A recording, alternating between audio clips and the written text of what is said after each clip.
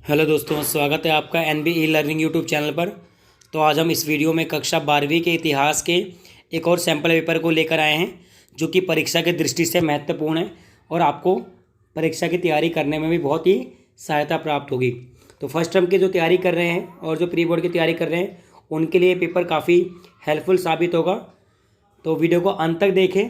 अगर वीडियो आपको अच्छी लगती है तो चैनल को सब्सक्राइब करना ना भूलें, और जो साथी पहले से जुड़े हुए हो चैनल से, वो लाइक और शेयर ज़रूर करें। तो शुरुआत करते हैं पहले प्रश्न से। पहला प्रश्न, हड़प्पाई लिपि को रहस्यमय लिपि क्यों कहा गया है? निम्नलिखित विकल्पों में से सही की पहचान कीजिए। यानी हड़प्पाई लिपि को रहस्यमय क्यों कहा गया है? ये चित्रात्मक एवं समरूप थी, ये बाएं से दाएं ओर लिखी जाती थी, पढ़े लिखे लोग इस लिपि को पढ़ने में समर्थ नहीं हैं, ये लिखने की सामान्य दशा को दर्शाती है। तो इसका आंसर आएगा सी, क्योंकि इसको आज तक पढ़ा नहीं जा सका। तो पढ़े लिखे लोग इस लिपि को पढ़ने में समर्थ नहीं हैं, जिस कारण इसको रहस्यमय लिपि की संज्ञा दी गई है। अगले प्रश्न की ओर बढ़ते हैं। प्रश्न नंबर 2, सिंधु घाटी अथवा हड़प्पा सभ्यता की खोज में किस बात ने सबसे अधिक सहायता पहुंचाई? सिंधु घाटी अथवा हड़प्पा सभ्यता की खोज में किस बात ने सबसे अधिक सहायता पहुंचाई? ऑप्शन है ए, मोहरों पर उत्कीर्ण एक विशेष लिपि के चिन्ह, मोहरों पर सामान्य रूप से बने जानवरों के चित्र, सैलखड़ी से हड़प्पा कालीन मोहरें, या उपरोक्त सभी। तो तीनों बातें बहुत ही महत्वपूर्ण रही हैं हड़प्पा सभ्यता या सिंधु घाटी सभ्यता में, कि मोहरों पर उत्कीर्ण एक विशेष लिपि के चिन्ह पाए गए हैं, साथ में मोहरों पर जानवरों के चित्र पाए गए हैं, सेलखड़ी की हड़प्पा कालीन मोहरें पाई गई हैं। तो वीडियो बहुत ही इंपॉर्टेंट होने वाली है, लाभदायक होने वाली है। वीडियो को छोड़ के कहीं नहीं जाना, अंत तक वीडियो को देखना है, ताकि आपके प्रिपरेशन और अच्छे तरीके से हो सके। फर्स्ट टर्म में 40 में से 40 लाना आपका लक्ष्य होना चाहिए। तीसरे प्रश्न की ओर बढ़ते हैं।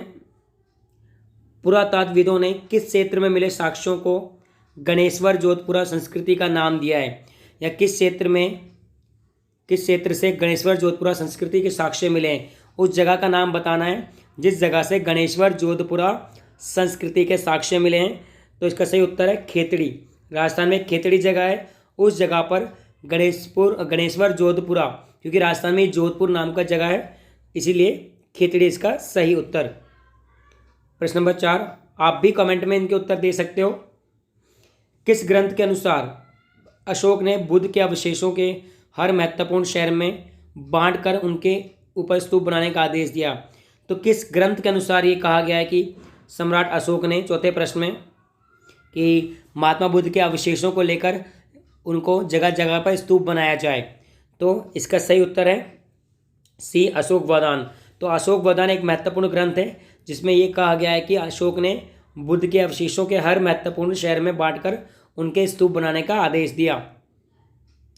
प्रश्न नंबर 5 की ओर बढ़ते हैं। फ्रांसीसी संग्रहालय के लिए फ्रांसीसियों ने भोपाल के नवाब से सांची स्तूप के कौन से तोरण द्वार को ले जाने के लिए अनुमति मांगी? यानी फ्रांसीसी संग्रहालय के लिए फ्रांसीसी विद्वान किस तोरण द्वार को अपने साथ ले जाना चाहते थे? तो आपके सामने ऑप्शन है। ऑप्शन ए, पूर्वी तोरण द्वार, बी, पश्चिमी तोरण द्वार, सी, उत्तरी, डी, दक्षिणी। तो ए उत्तर है इसका, पूर्वी तोरण द्वार। तो पूर्वी तोरण द्वार को फ्रांसीसी व अंग्रेज दोनों ही अपने अपने देश ले जाना चाह रहे थे। प्रश्न नंबर 6 की ओर बढ़ते हैं। निम्न में से किस राजा को पियदस्सी अर्थात मनोहर मुख आकृति वाला कहा गया है? यह बहुत ही इजी क्वेश्चन है, आप सभी को उत्तर पता है इसका। ए, अशोक को कहा गया है पियदस्सी या मनोहर मुखाकृति वाला राजा। तो मेहनत करोगे, सफलता जरूर आपके कदम चूमेगी। जितना पसीना बहाओगे पढ़ाई करने में, उतनी ही मेहनत रंग लाएगी। हमारी आपको बहुत शुभकामनाएं हैं कि अपना और अपने माता पिता का नाम रोशन करो। ठीक है, 7वें प्रश्न की ओर बढ़ते हैं। हड़प्पा के स्थलों से प्राप्त जले अनाज के दानों तथा बीजों की खोज से हड़प्पा वासियों की आहार संबंधी आदतों की जानकारी प्राप्त करने में निम्नलिखित विद्वानों का कौन सा वर्ग सफल रहा? अब बात कर रहा है खान पीन संबंधी। खान पीन कहाँ से मिलता है? पेड़ पौधों से मिलता है। तो क्या उत्तर आएगा? पूरा वनस्पतियों, यानी कि 7वें का डी। देखो, अनाज के दाने बात करिए और बीजों की बात की गई है, पूरा वनस्पतियों। अगर कोई मानव जाति के अवशेष की बात करता तो मानव जाति विज्ञानियों, और कुछ जानवरों की बात करता तो प्राणी विज्ञानों। तो इस तरीके से सबका बटा हुआ क्षेत्र है कि कौन किसके बारे में खोज करता है। प्रश्न नंबर 8, प्रयाग प्रशस्ति में किस गुप्त सम्राट का वर्णन है, यानी किस गुप्त राजा का वर्णन प्रयाग प्रशस्ति में कर रखा है? समुद्रगुप्त। बिल्कुल सही आंसर, समुद्रगुप्त का वर्णन प्रयाग प्रशस्ति में किया गया है। प्रश्न नंबर 9 की ओर चलते हैं। हड़प्पाई समाज के मृद भांडों, मोहरों, बाटों तथा ईंटों में व्यापक एकरूपता देखने को मिलती है। पुरातत्वविदों के अनुसार इस एकरूपता का कारण रहा होगा।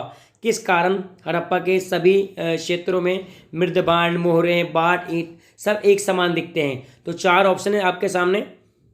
ए, हड़प्पाई समाज का क्षितिज तथा सुसंस्कृत होना। बी, हड़प्पाई लोगों का तकनीक के प्रति लगाव। सी, विभिन्न सभ्यताओं से सीखने की कला। डी, एक संगठित सत्ता का अस्तित्व। तो इसका सही उत्तर मान जाएगा डी, एक संगठित सत्ता का अस्तित्व, क्योंकि जब एक राजा या शासक रहा होगा तभी तो एक रूपता है, अन्यथा अलग अलग चीज़ें अलग अलग जगह पर पाई जाती। प्रश्न नंबर 10 की ओर बढ़ते हैं। महाभारत की सबसे चुनौतीपूर्ण उपकथा कौन सी है?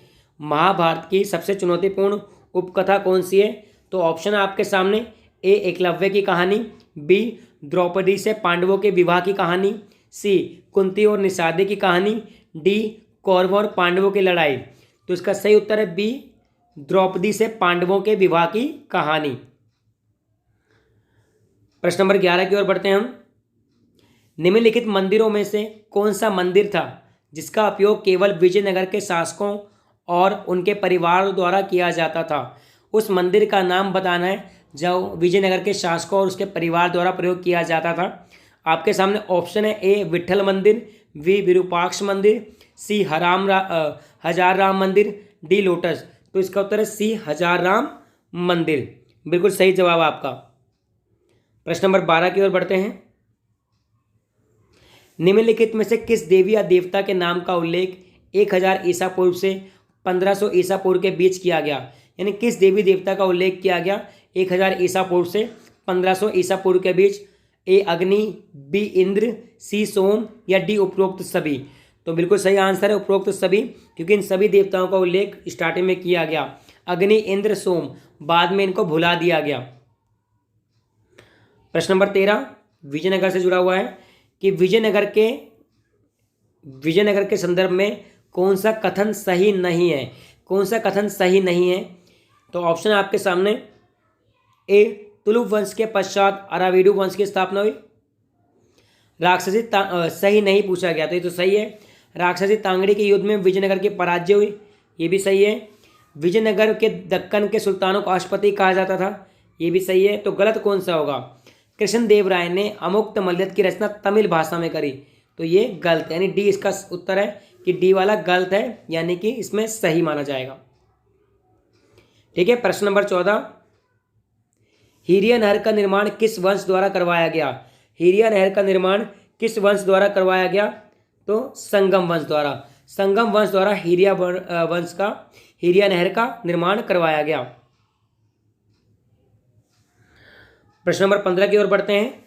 निम्नलिखित कथनों में से कौन सा कथन सही नहीं है? पूछा गया है कौन सा कथन सही नहीं है। ए, सांची और भरूच के प्रारंभिक स्तूप बिना अलंकार के हैं। ठीक है, आगे बढ़ते हैं। अमरावती और पेशावर में शाहजी की ढेरी में स्तूपों में ताक और मूर्तियां उत्कीर्ण करने की कला के काफ़ी उदाहरण मिलते हैं। साल भंजिका की मूर्ति अमरावती से है। बौद्ध धर्म से जुड़े पुरातन परंपरा के अनुयायी स्वयं को थेरवादी कहते हैं। तो तीनों ही गलत हैं एंड के, और पहला सही, तो ए इसका उत्तर सही है। प्रश्न नंबर 16 की ओर बढ़ते हैं। निम्नलिखित में से कौन सा सूफी संत सुल्तान उल मसेक के नाम से प्रसिद्ध है? कौन सा सूफी संत सुल्तान उल मसेक के नाम से प्रसिद्ध है? इस प्रश्न का उत्तर आपको कमेंट में करना है। ठीक है, इस प्रश्न का उत्तर आपको क्या करना है? कमेंट में। इससे ये पता चलेगा कि बच्चे पढ़ रहे हैं या नहीं पढ़ रहे। ये क्वेश्चन आपका होमवर्क है। प्रश्न नंबर 17 की ओर बढ़ते हैं। सिंधु घाटी अथवा हड़प्पा सभ्यता की खोज में किस बात ने सबसे अधिक सहायता पहुंचाई? तो किस बात ने सबसे अधिक सहायता पहुंचाई? मोहरों पर उत्कीर्ण एक विशेष लिपि के चिन्ह, बिल्कुल सही। मोहरों पर सामान्य रूप से बने जानवरों के चित्र, सेल खड़ी की हड़प्पा कालीन मोहरें और उपरोक्त सभी। तो डी उपरोक्त सभी। ठीक है। 18वां प्रश्न है, असंस्कृत भाषी शक लोगों को क्या कहकर है यानी नीचे दृष्टि से देखा जाता था। यह प्रश्न भी सभी को याद होगा, तो ये भी आपका होमवर्क है कि असंस्कृत भाषी शक लोगों को क्या कहकर है दृष्टि से देखा जाता था। 19वां रिक्त स्थान भरें। जैन धर्म में जो महापुरुष पुरुषों और महिलाओं को जीवन की नदी को पार कराने में मार्गदर्शन देते थे उन्हें कहा जाता था। क्या कहा जाता था ये भी पता है आपको? आगम, पालनहार, तीर्थंकर या कोई नहीं? बिल्कुल सही जवाब तीर्थंकर। अगले प्रश्न की ओर बढ़ते हैं। प्रश्न नंबर 20। अभिलेखीय साक्ष्यों के अनुसार निम्नलिखित में से विजयनगर साम्राज्य की स्थापना किसने करी? ऑप्शन देने की भी जरूरत नहीं है, अगर ये चैप्टर आपने पढ़ा है। बिल्कुल सही, हरिहर और बुक्का नामक दो भाइयों ने 1336 में। कब? 1336 में।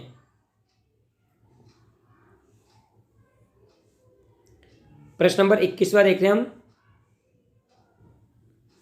निम्नलिखित में से किसने ब्राह्मी और खरोष्टी लिपि का सर्वप्रथम अर्थ बताया? तो कौन सा वो दार्शनिक था या कौन सा वो यात्री था, कौन सा विदेशी था जिसने सबसे पहले ब्राह्मी खरोष्टी लिपि का अर्थ निकाला? जी हाँ, जेम्स प्रिंसेप। बिल्कुल सही जवाब। 1830 के दशक में या साल की बात करें तो 1838 में 1838 में जेम्स प्रिंसेप ने अशोक की लिपि यानी ब्राह्मी खरोष्टी लिपि का अर्थ निकाला। प्रश्न नंबर 22 की ओर बढ़ते हैं। विजयनगर की पुनः प्राप्ति के लिए किए गए सर्वेक्षणों में सबसे अधिक योगदान किसका रहा? विजयनगर की पुनः प्राप्ति के लिए किए गए सर्वेक्षणों में सबसे आरंभिक योगदान किसका रहा? तो किसका रहा? Colin McKenzie. कॉलिन मैकेंजी ने तो खोजा है। ठीक है, विजयनगर की स्थापना या विजयनगर की स्थापना का जो खोज की गई, हम्पी के अवशेष जो खोज की गई वो कॉलिन मैकेंजी द्वारा की गई। प्रश्न नंबर 23, ये भी उत्तर नहीं बताऊंगा आपको, सबको पता है। कन्नड़ भाषा में राजकीय आदेश क्या लिखा था? यानी विजयनगर के सभी राजकीय आदेशों पर कन्नड़ भाषा में कौन सा शब्द लिखा था? कमेंट चाहिए मुझे। बिल्कुल, आंसर सबको पता है, कमेंट करके बताएं। प्रश्न नंबर 24, भोपाल के किस नवाब ने अंग्रेजों व फ्रांसीसियों को सांची के स्तूप की पलस्तर प्रतिकृतियां देकर सांची के स्तूप के संरक्षण में योगदान दिया? यानी उस शासक या शासिका का नाम बताओ जिसने फ्रांसीसियों व अंग्रेजों को सांची के स्तूप की पलस्तर की प्रतिकृति दी और उन्हें खुश कर दिया। तो ऑप्शन आपके सामने, शाहजहां बेगम। वेरी गुड आंसर, शाहजहां बेगम। अब खंड बी की ओर बढ़ते हैं। प्रश्न नंबर 25, निम्नलिखित में से किसके लिए श्रमण शब्द का प्रयोग किया गया? श्रमण शब्द का प्रयोग किसके लिए किया गया? शिल्पी वर्ग से संबंधित लोगों के लिए, प्रशासनिक अधिकारियों का वर्ग, ऐसे व्यक्ति जिन्होंने सांसारिक जीवन को त्याग दिया हो, या विदेशों से व्यापार करने वाले व्यापारी? तो सी उत्तर है, व्यक्ति जिन्होंने सांसारिक जीवन को त्याग दिया हो। Very good. आगे 26वां क्वेश्चन, हड़प्पा संस्कृति में शिल्प उत्पादन केंद्रों की पहचान के संबंध में निम्नलिखित कथनों का अध्ययन कीजिए। यानी हड़प्पा संस्कृति के शिल्प उत्पादन केंद्रों की पहचान करने और कुछ आपको पॉइंट दे रखे हैं, आपको बताना कौन सा पॉइंट सही है। ठीक है, बढ़ते हैं आगे हम। पुरातत्वविद कच्चा माल जैसे कि प्रस्तर पिंड, तांबा अयस्क, शंख आदि को खोजते थे। आगे बढ़ते हैं। वे मृदा की संरचना का अध्ययन करते हैं। वे अपूर्ण वस्तुएं, त्याग दिए गए माल, कूड़ा करकट को ढूंढते हैं। ठीक है, और आगे बढ़ते हैं। उन्होंने मृदाओं के रासायनिक विश्लेषण, तो ये तो गलत है भाई, रासायनिक विश्लेषण और मृदा का संरक्षण भी गलत है। यानी पहला और तीसरा सही है, तो किसमें? सी वाले में, कि पुरातत्वविद कच्चा माल जैसे कि प्रस्तर पिंड, प्लस्तर के टुकड़े, तांबा अयस्क, शंख आदि खोजते हैं। साथ में वे अपूर्ण वस्तुएं और त्याग दिया गया माल, कूड़ा करकट को भी ढूंढते हैं। तो यानी पहला और तीसरा सही उत्तर है इसका। प्रश्न नंबर 27, कुटारगार शालाओं का संबंध निम्न में से किससे है? कुटारगार शालाओं का संबंध निम्नलिखित में से किससे है भाई? जैन शिक्षा से, बौद्ध भिक्षुओं, वाद विवाद से संबंधित बौद्ध स्थल, ऋषि मुनियों के आश्रम? तो सी, वाद विवाद से संबंधित बौद्ध स्थल। प्रश्न नंबर 28 बहुत ही आसान है, कि निम्नलिखित जानकारी को पढ़कर व्यक्तित्व की पहचान करें। उसने सुदर्शन झील की मरम्मत कराई, शक वंश का सबसे प्रसिद्ध शासक था। उसके परिवार के साथ गौतमी पुत्र श्री सत्कर्णी ने विवाह संबंध स्थापित किए। ऑप्शन आपको खुद बताना है। उत्तर बहुत बार बताया हुआ है मैंने, अब आपको सिलेक्ट करना है कि 28 का उत्तर क्या होगा। प्रश्न नंबर 29 कि 6वीं शताब्दी ईसा पूर्व में राज्यों, साम्राज्यों तथा रजवाड़ों की नींव पड़ी। सही बात है, आगे बढ़ते हैं कि 6वीं शताब्दी ईसा पूर्व में राज्यों, साम्राज्यों, रजवाड़ों की नींव पड़ी। इस राजनीतिक परिवर्तन के लिए जिम्मेदार कारकों के संदर्भ में निम्नलिखित विशेषताओं पर विचार कीजिए। तो कौन सी विशेषताएं हैं? कृषि उपज को संगठित करने का नए तरीके का विकास किया गया, ठीक है। लोहे के फालों का व्यापक प्रयोग, विभिन्न संस्कृतियों का प्रयोग। तो 6वीं शताब्दी में ये तीनों घटनाएं घटी थी, तो उत्तर डी इसका सही माना जाएगा। प्रश्न नंबर 30 नीचे दिए गए प्रश्नों में दो कथन, एक अभिकथन है, एक कारण है। ये वाले क्वेश्चन हर परीक्षा में आपके आ रहे हैं। तो मुद्रा राक्षस विशाखा दत्त द्वारा लिखा गया ऐतिहासिक नाट्य है। बिल्कुल ठीक है। ये बताता है कि बौद्ध परंपराएं क्या थी। क्या ये सही है? तो ये आपको उत्तर खुद देना है। देखो भाई, बहुत समझाता हूं। मुद्रा राक्षस क्या है? विशाखा दत्त ऐतिहासिक लिखा हुआ नाटक है, और ये बताता कि बौद्ध परंपराएं क्या थी। ठीक है, तो क्या बताता है? बौद्ध परंपराओं के बारे में बताता है कि नहीं बताता? अगर बताता है तो ए आएगा, नहीं बताता तो बी आएगा। तो ये आपको करके दिखाना है। प्रश्न नंबर 31 निम्नलिखित में से किस चिंतक का उद्भव ईसा पूर्व प्रथम शताब्दी में हुआ? यानी कि कौन से चिंतकों का उदय कब हुआ? इनमें से किसका प्रथम शताब्दी में हुआ? तो महावीर बुद्ध का भारत में, सुकरात, प्लेटो, अरस्तु का यूनान में, खुंगासी चीन में। तो उपरोक्त सभी इन तीनों का हुआ अलग अलग जगहों पे। तो भारत में महावीर और बुद्ध का, यूनान में सुकरात, प्लेटो, अरस्तु का, खुंगासी में चीन का। प्रश्न नंबर 32 मेसोपोटामिया से प्राप्त लेखों के संदर्भ में निम्नलिखित कथनों पर विचार कीजिए। तो हमें देखने कौन कौन से कथन हैं। एक, मेसोपोटामिया के लेखों में दिलुमन, मगान, मेलुआ के आपसी संपर्कों की जानकारी मिलती है। सही है जी। ये मेलुआ से प्राप्त कार्लिनियन, लाजवर्द मणि, तांबा, सोना, विविध प्रकार की लकड़ियों के विषय में जानकारी। मेलुआ किसको कहा गया है? मेसोपोटामिया को। मेलुआ कहा गया हड़प्पा सभ्यता को। मोर को हाजी पक्षी, बिल्कुल। मिस्र को नाविक का देश कहा गया है, गलत है जी। तो 1, 2, 3 किसमें?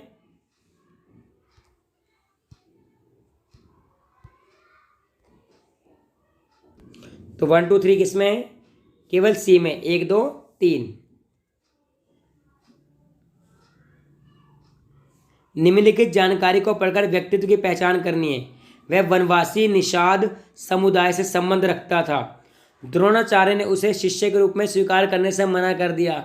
उत्तर आपको खुद बताना है। कौन सा वो व्यक्ति था जिसको द्रोणाचार्य ने कहा नहीं, मैं तुम्हें शिक्षा नहीं दे सकता? प्रश्न नंबर 34 निम्नलिखित में से सर्वोत्तम कारण की पहचान कीजिए जिसके कारण राजा अशोक को उसकी प्रजा द्वारा देवानम प्रिय और प्रियदर्शी के रूप में जाना जाता था। अशोक ने अपने आप को आदेश जारी करने के लिए अधिकृत किया। सही है जी।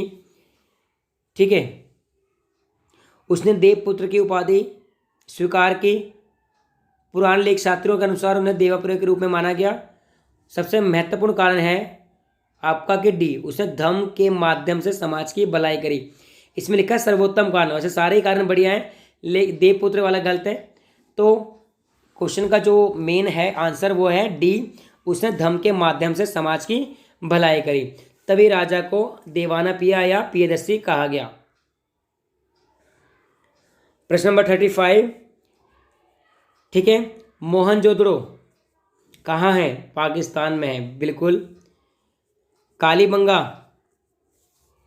कहाँ पे है? राजस्थान में, बिल्कुल। तो देखो आपको इससे आंसर मिल जाएगा कि पहले का दूसरा, दूसरे का पहला कहाँ है? जी, ऑप्शन ए में। तो ए सही आंसर है, लेकिन आपको सब पता होना चाहिए। बनावली कहाँ है? बनावली हरियाणा में। लोथल कहाँ है? गुजरात में। तो आपको अगर किसी 4 में से 1 या 2 भी आते हो तब भी आपके आंसर सही होने का चांस बढ़ जाएगा तुक्के के हिसाब से। प्रश्न नंबर 36 विजयनगर साम्राज्य के संदर्भ में निम्नलिखित कथनों पर विचार करना है। तो कौन कौन से कथन है? इसकी स्थापना 14वीं शताब्दी में हुई, बिल्कुल सही। ये कृष्ण नदी से भारतीय प्रायद्वीप के सुदूर दक्षिण तक फैला हुआ था। इसकी राजधानी हम्पी थी। राजधानी क्या थी? विजयनगर थी, हम्पी थी? हम्पी थी, बिल्कुल सही। ये कृष्ण नदी से प्रायद्वीपीय भारत में नहीं था, दक्षिण भारत में था। तो 36 का उत्तर क्या आएगा भाई? तीनों ही इसके सही उत्तर हैं। तीनों क्या है इसके सही उत्तर है। आपको कंफ्यूज करूंगा मैं, आपको कंफ्यूज नहीं होना। मैं बोलूँगा ये गलत है तो आपको प्रूफ करना है कि गलत क्यों है, ठीक है। यही आपकी टैलेंट की अब परीक्षा हो रही है। परीक्षा में आपको अपने दिमाग से सब कुछ करना है, ठीक है। आपको बिल्कुल भी कंफ्यूज नहीं होना। जैसे मैं कंफ्यूज कर दूं कि हाँ भाई ये दोनों गलत हैं, पर आप कहोगे नहीं सर ये सही है। क्यों सही है? क्योंकि आपने चैप्टर पढ़ा हुआ है, वीडियो देखी हुई है। तो पहला भी सही है, दूसरा भी, तीसरा भी। तो उत्तर कौन सा आएगा भाई? आएगा डी। डी इसका उत्तर बिल्कुल सही माना जाएगा। 37वां क्वेश्चन बहुत ही महत्वपूर्ण है, ध्यान से। क्या लिखा है कि सूफी सिलसिलों के संदर्भ में निम्नलिखित में से कौन सा कथन सही नहीं है? कौन सा सही नहीं है? लगभग 12वीं शताब्दी में सूफी सिलसिलों का गठन हुआ। सिलसिलों का नामकरण उनके जन्म स्थान सूफी वंश की स्थापना करने वाले के नाम पर हुआ। वह अल्लाह में मिली बरकत से करामात करने की शक्ति रखता था। शरीयत की अवहेलना करने वालों को बाशारिया और शरीयत का पालन करने वालों को बेशारिया कहा जाता था। तो बताओ इसका उत्तर क्या है? सब थोड़ी ना मैं बताऊंगा। आगे बढ़ते हैं। 38वां, इनको मैच करना है आपको। बृहदेश्वर मंदिर कहाँ पर है? बृहदेश्वर मंदिर कहाँ पर है? तंजावुर में, चनकेशा बेलूर में, विरूपाक्ष हम्पी में। तो क्या है? तीनों सही है। 38 का डी आंसर। अच्छा 39वां देखो आप। इन्होंने 12वीं शताब्दी में कर्नाटक में एक नवीन आंदोलन का नेतृत्व किया। ये पहले जैन धर्म को मानने वाले थे। वह चालुक्य के दरबार में मंत्री भी रहे हैं। इनके अनुयायी वीरशैव, इससे आपको हिंट मिल जाएगा। इनके अनुयायी वीरशैव लिंगायत कहलाते हैं। और कर्नाटक में नया आंदोलन तो कौन है? पता लगाओ, निशान लगाओ, आंसर दो कमेंट बॉक्स में। 40वां प्रश्न, विजयनगर के संदर्भ में निम्नलिखित कथनों पर विचार करना है। राजा स्वयं को विरूपाक्ष की ओर से शासन करने वाला कहते थे। शासक देवताओं से गहन संबंध के संकेतक के रूप में हिंदू सूरत राणा का प्रयोग करते थे। दोनों ही सही हैं, यानी सी इसका सही उत्तर है। अगर मैं गलत बोल दूं तो भी आपको कमेंट करना है कि नहीं सर आप गलत थे, ये आंसर सही है, ठीक है। अच्छा लगता है जब बच्चे ध्यान देते हैं, वरना कुछ बच्चे तो सिर्फ वीडियो देखते हैं। मैं गलत भी बता दूं तो भी हाँ मान लेंगे। जब तक बच्चे अपनी पूरी दृष्टि से नहीं पढ़ेंगे, सोच समझ के नहीं पढ़ेंगे, फ़ायदा नहीं पढ़ाई करने का। तो पढ़ते रहिए, अच्छे नंबर लाते रहिए, हमारी यही आपके सामने विषय दुआ है। तो 41वां प्रश्न है कि हड़प्पा के नगरों का सबसे अनूठा पहलू क्या था? तो सबसे अनूठा पहलू क्या था? किसका विकास? शहरी केंद्रों का विकास, व्यापार, लिपि का विकास या मोहर? किसका था? शहरी केंद्रों का विकास, ठीक है, शहरी केंद्रों का विकास। प्रश्न नंबर 42, किस धर्म के अनुयायियों के लिए सबसे प्राचीन कृत्रिम गुफा मंदिर का निर्माण सम्राट अशोक ने करवाया? इसका उत्तर आपको पता होना चाहिए। बिल्कुल बिहार में बराबर की गुफाएं आजीविक संप्रदायों के लिए। तो उत्तर 20 का सही उत्तर माना जाएगा। 43वां प्रश्न है बेटा, ईसा पूर्व प्रथम सहस्त्राब्दी के मध्यकाल का विश्व इतिहास में एक महत्वपूर्ण मोड़ माना गया। निम्नलिखित में से कौन सा गलत है? गलत चूज करना, सही नहीं चूज करना।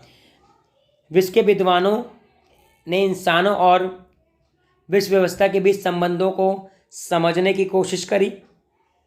लोग जीवन पुनर्जन्म का अर्थ समझने के बारे में भली प्रकार जिज्ञासु थे। वेदों के प्रभुत्व पर बुद्ध और महावीर ने निशान उठाया। महाजनपदों का विभाग हुआ और लोहे का उपयोग हुआ। तो प्रथम में ये गलत है क्योंकि 6वीं शताब्दी ईसा पूर्व में इसका महाजनपदों का उदय हुआ था। तो D is the right answer. प्रश्न नंबर 44, भारत में महान एवं लघु परंपराओं के संदर्भ में निम्नलिखित कथनों पर विचार करना है हमें। रॉबर्ट रेडफील्ड ने इसका प्रयोग किया था, बिल्कुल सही। इनमें कृषि समाज के आर्थिक आचरणों का वर्णन है, बिल्कुल सही। महान लघु परंपराओं में पारस्परिक आदान प्रदान हुआ, बिल्कुल सही, यानी कि डी इसका सही उत्तर है, ठीक है। अब है 45वां प्रश्न। नीचे दो कथन दिए गए हैं, एक कथन को ए और दूसरे को कारण माना गया है।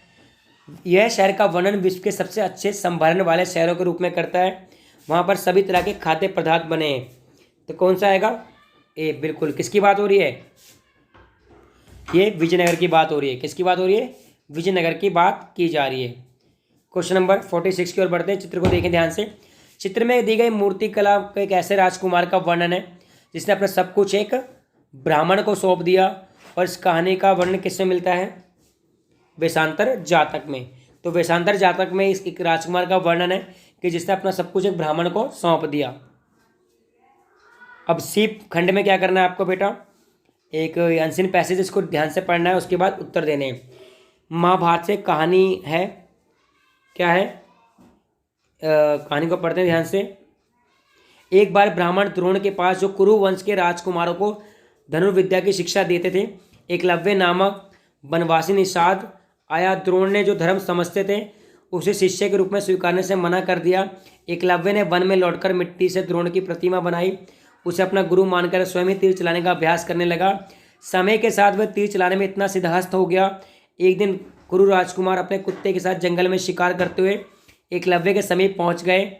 कुत्ता काले मृग की चमड़ी के वस्त्र में लिपटे निषाद को देखकर भौंकने लगा। क्रोधित होकर एकलव्य ने एक साथ 7 तीर चलाकर उसका मुंह बंद कर दिया। जब वह कुत्ता लौटा तो पांडव तीरंदाजी का अद्भुत दृश्य देखकर आश्चर्यचकित हो गए। उन्होंने एकलव्य को तलाशा। उसने स्वयं को द्रोण का शिष्य बताया। किसने? एकलव्य ने। द्रोण ने अपने प्रिय शिष्य अर्जुन को एक बार कहा था कि वह उनके सभी शिष्यों में अद्वितीय तीरंदाज बनेगा। अर्जुन ने द्रोण को उनका यह प्रण याद दिलाया। द्रोण एकलव्य के पास गए, जिसने उन्हें अपना गुरु मानकर प्रणाम किया। तब द्रोण ने गुरु दक्षिणा के रूप में एकलव्य से उसके दाहिने हाथ का अंगूठा मान लिया। एकलव्य ने फौरन गुरु को अपना अंगूठा काटकर दे दिया। अब एकलव्य तीर चलाने में उतना तेज नहीं रहा। इस तरह द्रोण ने अर्जुन को दिए गए वचन को निभाया। कोई भी अर्जुन से बेहतर धनुर्धारी नहीं रहा। तो बड़ी अच्छी कहानी है। क्वेश्चन क्या है? एकलव्य कौन था? निषाद था। बहुत बढ़िया। एकलव्य ने किसकी प्रतिमा बनाकर, ये तो आपको फिर खुद ही करना है उत्तर। द्रोणाचार्य ने किसे अद्वितीय तीरंदाज बनाने का आशीर्वाद दिया? ये भी आपको खुद करना है। पांडवों की सहपत्नी कौन थी? ये भी आपको करना है। जो 5 पांडवों की कॉमन पत्नी थी वो कौन थी? ठीक है। प्रश्न नंबर 51 पे आते हैं हम। द्रोण ने एकलव्य को शिष्य के रूप में स्वीकार करने से मना कर दिया। द्रोण अर्जुन को सर्वश्रेष्ठ बनाना चाहते थे, तो ए आएगा। ठीक है, दोनों आपस में जुड़े हुए हैं। 52वां प्रश्न। द्रोण ने गुरु दक्षिणा के रूप में एकलव्य से उसके बाएं हाथ का अंगूठा मांगा। एकलव्य ने फौरन गुरु को अपना अंगूठा दे दिया, तो दोनों ही सही है। तो सी इसका उत्तर आएगा। अब एक और पढ़ते हैं। भिक्षु भिक्षुणियों के नियम, ये विनय पिटक में जितने भी नियम वाले हैं वो विनय पिटक में। जब कोई भिक्षु एक नया कंबल या गलीचा बनाएगा तो उसे इसका प्रयोग कम से कम 6 वर्षों तक करना पड़ेगा। यदि 6 वर्ष से कम अवधि में बिना भिक्षुओं की अनुमति के एक नया कंबल या गलीचा बनवाता है तो चाहे उसे अपने पुराने कंबल या गलीचे को छोड़ दिया हो या नहीं, नया कंबल या गलीचा उससे ले लिया जाएगा। इसके लिए उसे अपराध स्वीकार करना होगा। यदि कोई भिक्षु किसी गृहस्थ के घर जाता है, उसे टिकिया या पके अनाज का भोजन दिया जाता है। यदि उसे इच्छा हो तो वह 2 से 3 कटोरा भरी स्वीकार कर सकता है। यदि वह इससे ज़्यादा स्वीकार करता है तो उसे अपना अपराध स्वीकार करना होगा। 2 या 3 कटोरे पकवान स्वीकार करने के बाद उसे इन्हें अन्य भिक्षु के साथ बांटना होगा। यही सम्यक आचरण है। यदि कोई भिक्षु जो संघ की किसी विहार में ठहरा हुआ है, प्रस्थान के पहले अपने द्वारा बिछाए गए या बिछवाए गए बिस्तरे को नहीं समेटता, ना समेटवाता, या यदि वह बिना विदाई लिए चले जाता है तो अपराध स्वीकारना करना होगा। तो विनय पिटक का संबंध किस ग्रंथ से है? बिल्कुल सही। बताओ भाई उत्तर। बौद्ध भिक्षुओं और भिक्षुणियों के नियम किस ग्रंथ में? ऊपर दे रखा है उत्तर में, ये भी आपको खुद लिखना है। जब कोई भिक्षु एक नया कंबल या गलीचा बनाएगा तो कितने सालों तक उसका प्रयोग करना पड़ेगा? ये भी आपको स्वयं करना है। बौद्ध स्तूप का निर्माण स्थल कहाँ पे है? सभी जगह। ठीक है, इसका सभी जगह आएगा 56 का। आगे बढ़ते हैं। 57वां प्रश्न है। बुद्ध के जीवन काल और उनकी मृत्यु के बाद बौद्ध धर्म तेजी से फैला क्योंकि लोग समकालीन धार्मिक प्रथाओं से असंतुष्ट थे। ये दोनों ही सही है परंतु दोनों आपस में रिलेटेड नहीं है, तो बी इसका आंसर होगा। ए और आर दोनों सही है परंतु आर ए का सही स्पष्टीकरण नहीं है। प्रश्न नंबर 58। बौद्ध शिक्षाओं से जन्म के आधार पर श्रेष्ठता को महत्व दिया। शुरू शुरू में सिर्फ पुरुष ही संघ में शामिल हो सकते थे। तो केवल दूसरा सही है, पहला गलत है, ये आपका सही उत्तर है। अब मैप में देखना है आपको, ये भरना है। भारत के राजनीतिक मानचित्र पर ए के रूप में अंकित उस तरह की पहचान करनी जहाँ पे बौद्ध धर्म की पहली सभा का आयोजन हुआ, ये आपको बुक की सहायता से करना है। और भारत के सांस्कृतिक राजनीतिक मानचित्र से बी पर अंकित करना है। तो बी और ए आपको स्वयं अंकित करना है। सहायता के लिए बुक का प्रयोग करें। गुजरात में एक जगह है और एक महाराष्ट्र में जगह है, तो वो आपको स्वयं करना है। ठीक है। अगर आपको वीडियो पसंद आई और लगा नॉलेजेबल है तो लाइक और शेयर करेंगे, और जो साथी नए जुड़े हैं चैनल को सब्सक्राइब करेंगे और बेल आइकन को प्रेस करना ना भूलें, ताकि जैसे कोई नई वीडियो अपलोड होती है आपकी परीक्षा से संबंधित, आपको तुरंत उसका नोटिफिकेशन मिल जाए। एनबी लर्निंग से जुड़े रहने के लिए बहुत बहुत धन्यवाद।